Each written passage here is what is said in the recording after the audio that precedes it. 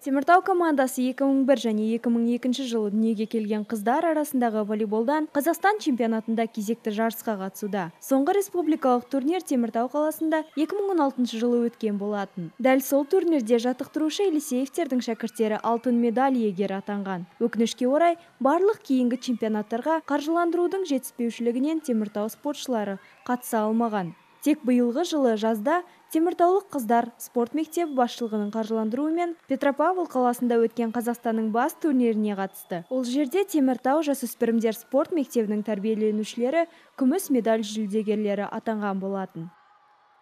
Цель и задача на этот чемпионат – это показать красивую игру у себя дома. Біздің басты мақсатымыз өз алаңымызда өтетін турнирде жақсы ойын көрсетіп, қарсыластарымызға мықты дайындығымыз бен қонақ жайлылығымызды көрсету.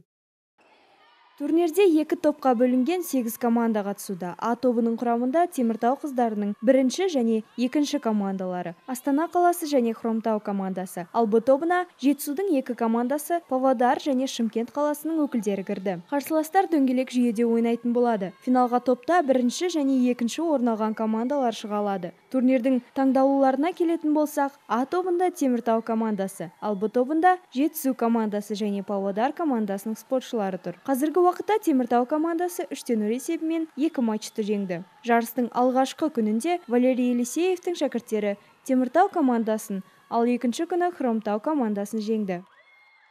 Первая игра прошла достаточно легко и просто, потому что это были наши малыши. Жарыстың бірінші ойыны өте оңай әрі жеңіл өтті, себебі қарсыластарымыз өз жерлестеріміз болды. Ойын өзіміздің күнделікті жаттығуларымыз сияқты өтті. Ал бүгін кішкене күрделірек ойын болды. Бірақ соған қарамастан 3-0 есебімен біз алға шықтық.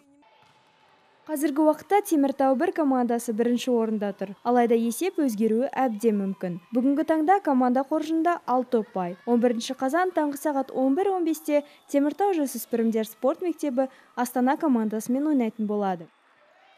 Уважаемые жители Теміртау. Құрметті Теміртау қаласының тұрғындары, сіздерді құрылысшылар спорт кешенінде волейболдан өтіп жатқан Қазақстан чемпионатына келіп, біздің командаға жанкүйер болуға шақырамыз. Теміртау алға!